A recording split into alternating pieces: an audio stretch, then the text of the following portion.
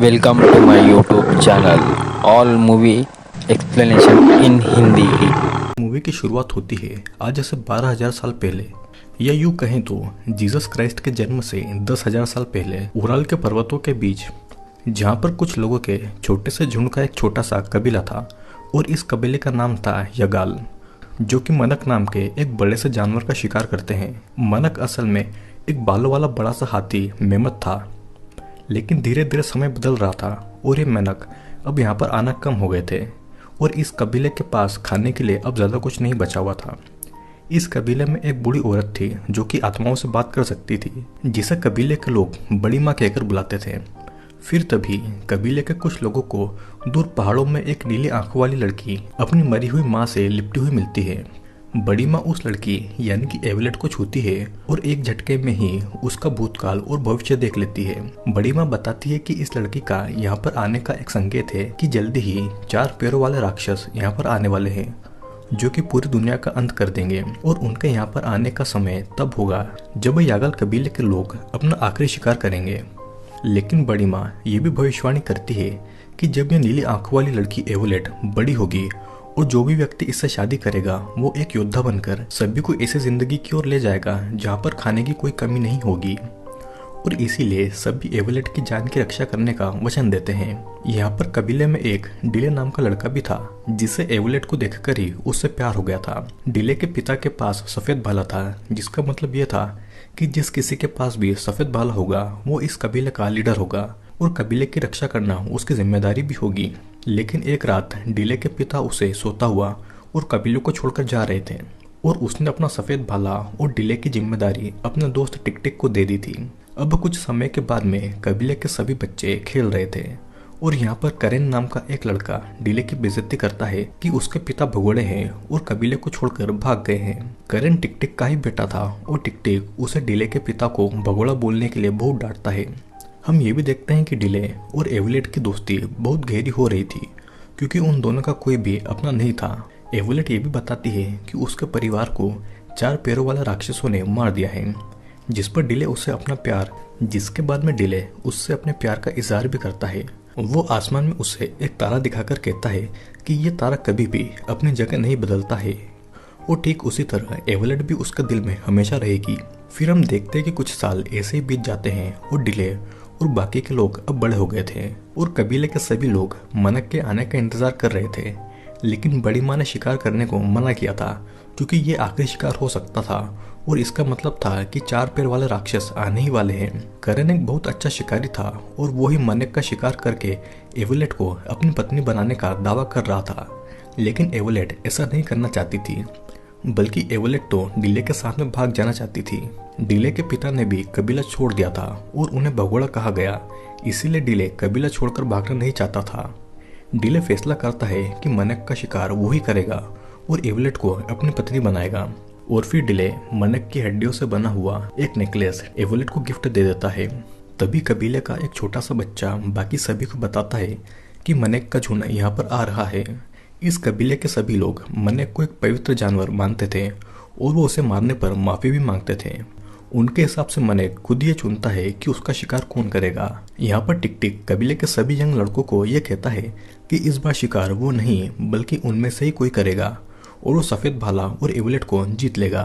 सभी को करेन पर पूरा विश्वास था कि वो ही मनक को मारेगा, लेकिन वही डिले ये कहता है कि वो मनक को मार के एवलेट को अपनी पत्नी बना लेगा। जिसके बाद में सभी कबीले वाले मनक के शिकार के लिए निकल जाते हैं। टिक टिक घास के मैदानों में मनक के मुखिया को ढूंढ लेता है, जिसका शिकार उन्हें करना था, लेकिन वो बड़ा ही शक्तिशाली था। फिर मनक का झुंड वहां से भाग जाता है और उसके पीछे पीछे कबीले के लोग भी उसका शिकार करने के लिए पड़ जाते हैं। मनक को फंसाने के लिए जाल भी बिछाया गया था, लेकिन वो इतना ताकतवर था कि उसे तोड़कर भाग जाता है और करेन का भाला उस पर काम नहीं करता। लेकिन डिले का हाथ जाल में फंसने से वो मनक के साथ घसीटता हुआ जाता है।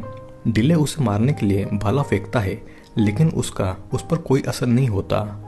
फिर डिले दूसरा भाला उठाने ही वाला था, लेकिन वो पत्थर में फंसा हुआ था और गलती से वो भाला मनक के सीने में धंस जाता है और मनक डिले के ऊपर ही गिर पड़ता है। और सिर्फ डिले और टिक टिक को ही पता था कि मनक को उसने नहीं मारा, बल्कि वो खुद ही उसके ऊपर गिरा है। लेकिन फिर हम ये देखते हैं कि डिले बड़ी माँ से सफेद भाला और एवलेट मांग लेता है और अब यागाल का नया लीडर डिले ही था और इवोलेट भी डिले को पाकर बड़ी खुश थी। फिर यहाँ पर हम देखते हैं कि डिले की जीत की खुशी में सभी लोग पार्टी कर रहे हैं, लेकिन डिले को अपनी गलती का एहसास होता है और वो टिक टिक को जाकर सब कुछ सच सच बता देता है।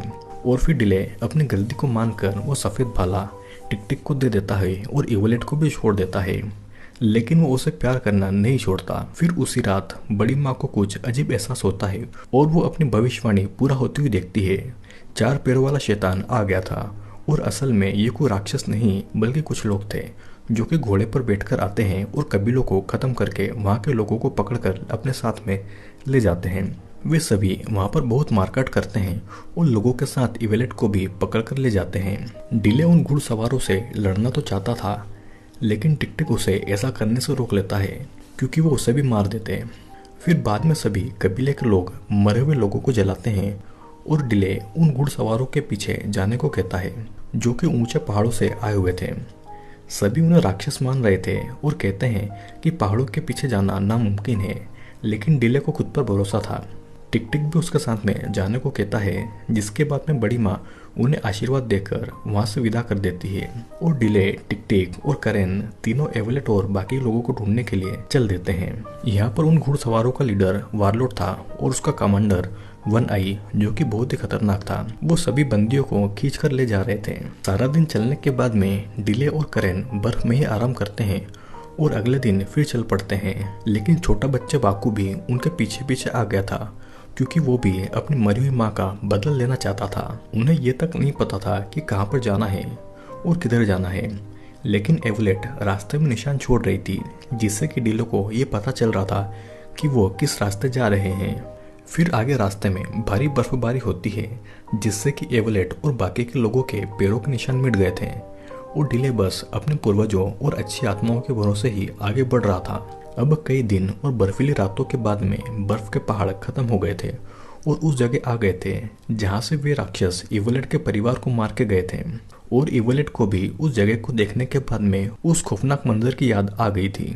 फिर वना ये देखता है कि इवलेट निशानी छोड़ रही है और इसीलिए वारलॉर्ड उसके हाथों पर कोड़े से मारता है जिसके निशान उसके हाथों पर आ गए थे। अगले दिन डिले एक जंगल में पहुंच जाता है जहाँ पर वारलॉर्ड भी सभी बंदियों को लेकर आया हुआ था और इस जंगल में बड़े बड़े पक्षी थे जो कि वारलॉर्ड के आदमियों को मार रहे थे। और फिर एक सेफ जगह को देखकर वारलॉर्ड भी सभी कैदियों के साथ में रात रुकता है। फिर अगले दिन वन आई एवलेट को अकेला देखकर उसके पास में आता है और उसका फायदा उठाने की कोशिश करता है, लेकिन डिले वहां पर आकर उसके सिर पर वार करके इवलेट को छुड़ा लेता है। और इससे होता यह है कि घुड़सवारों को ये पता लग गया था कि यहाँ पर कुछ न कुछ गड़बड़ जरूर है। डिले बाकी लोगों को भी आजाद कर रहा था, लेकिन वारलॉर्ड उसे देख लेता है। करेन को वारलॉर्ड पकड़ लेता है और डिले, इवलेट, टिक टिक और बाकू बड़ी बड़ी झाड़ियों में भाग रहे थे जहाँ पर वो बड़ा सा पक्षी भी था। सभी उससे बचते बचते एक पेड़ के नीचे आते हैं जहाँ पर डिले एवलेट से वादा करता है कि वो करेन को लेने जा रहा है और वो जरूर वापस आएगा। लेकिन जब वो उन पक्षियों को मारकर वापस आता है तो वहाँ पर एवलेट और बाकू दोनों नहीं थे। उन्हें वारलॉर्ड ने पकड़ लिया था और टिक टिक भी घायल हो चुका था जिसे डिले अकेला ढोकर ला रहा था और इवलेट उसे और दूर होती हुई नजर आ रही थी। फिर रात को डिले टिक टिक के लिए खाना लेने के लिए शिकार करने जाता है, लेकिन वो एक ट्रैप में फंस गया था जिसके अंदर पहले से ही कुछ जानवर मरे हुए थे और इन सभी चीजों को बड़ी माँ अपनी शक्तियों से देख रही थी। इधर तेज बारिश हो रही थी जिससे कि वो गड्ढा भी भरता जा रहा था और तो और इस गड्ढे में एक सेबर भी फंसा हुआ था।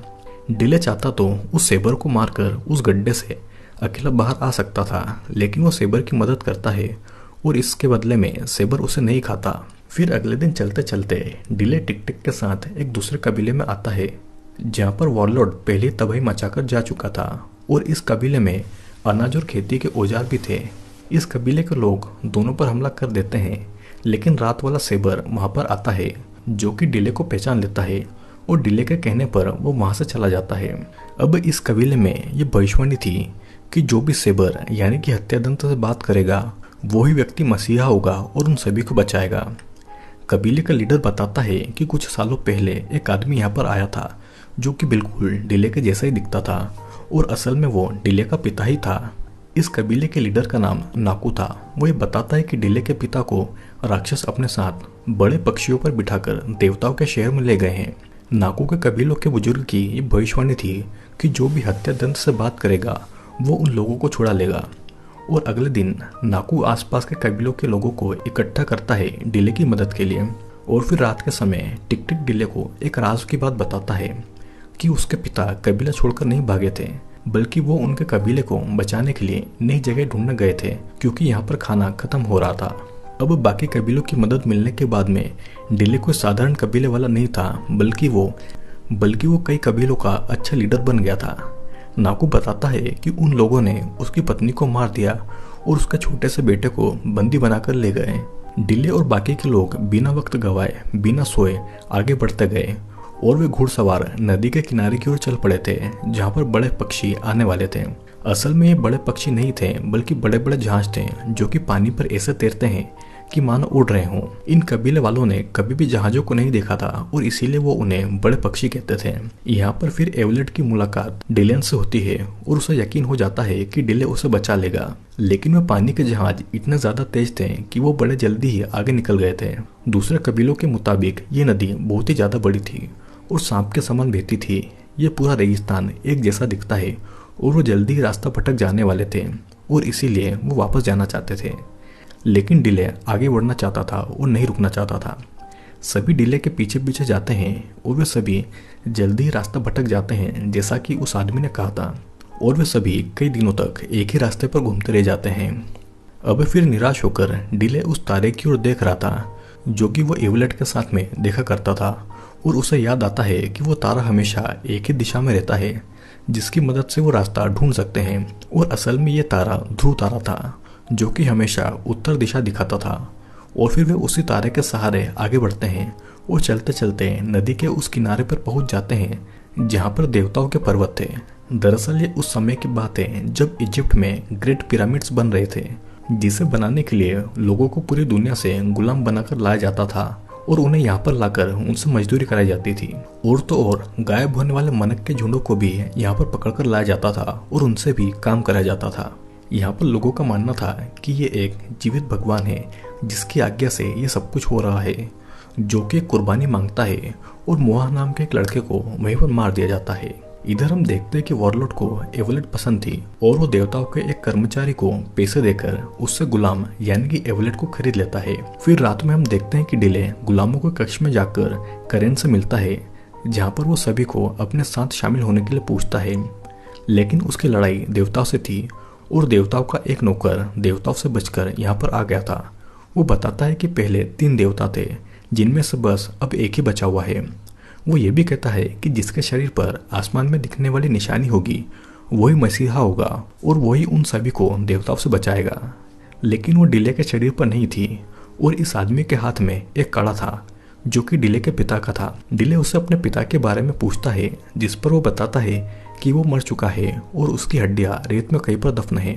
देवताओं के लोगों को डिले के ठिकाने के बारे में पता चल गया था और वो वहां पर हमला कर देते हैं और कबीले वाले उनसे डटकर लड़ाई भी करते हैं। लेकिन इस लड़ाई में टिक टिक मारा जाता है और मरते मरते टिक टिक वो सफेद भाला डिले को देखकर कहता है कि अपने पिता के समान एक महान आदमी बनना।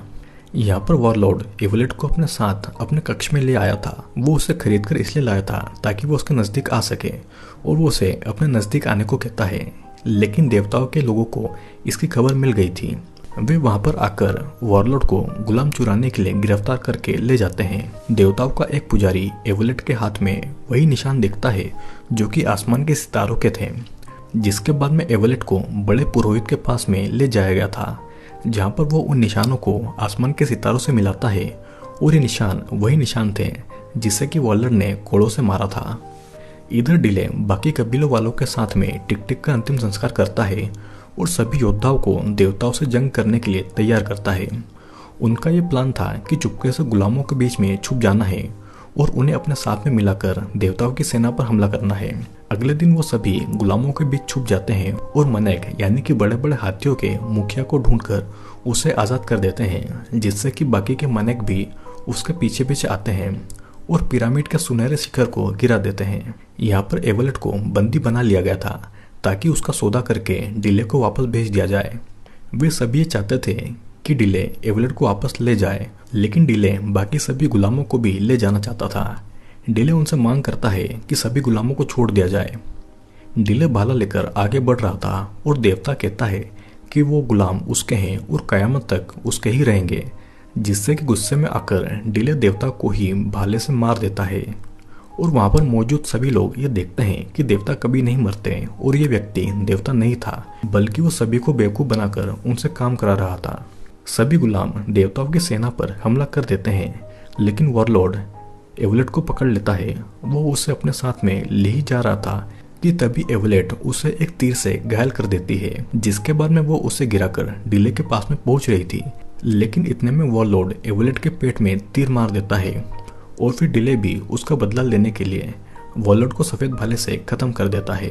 एवलेट अपनी आखिरी सांसें ले रही थी और वो इस बात से खुश थी कि डिले उसके लिए यहाँ तक इतनी दूर तक आया है, जिसके बाद में वो अपना दम वहीं पर तोड़ देती है। लेकिन पूर्वजों की आत्मा और पवित्र मनक उसके साथ थे और बड़ी माँ भी अपनी पूरी ताकत से खुद की जान देकर एवलेट को फिर से जिंदा कर देती है और डिले को वापस एवलेट मिल चुकी थी। फिर वापस लौटते समय नाकू डिले और एवलेट को बहुत सारे बीज देता है, जिसे ले जाने के बाद में वो एवलेट के साथ में अपने कबीले में खेती करता है, जिससे कि वो खुद का अनाज उगाते हैं और कभी भी भूखे नहीं रहते हैं। और इसी के साथ में ये मूवी यहाँ पे ख़त्म हो जाती है। तो दोस्तों, कैसा लगा आपको इस मूवी का एक्सप्लेनेशन कमेंट करके ज़रूर बताइएगा। अगर आप इस मूवी को देखना चाहते हैं तो मेरे टेलीग्राम ग्रुप को ज़रूर ज्वाइन करें, वहाँ पर मैं ये मूवी अपलोड कर दूँगा। और अगर आपको हमारे वीडियो अच्छे लगते हैं तो इस चैनल को सब्सक्राइब ज़रूर कर लीजिएगा, क्योंकि मैं बहुत सारे ऐसे इंटरेस्टिंग वीडियोस लेकर आता हूँ। और अब हम मिलेंगे अगले वीडियो में।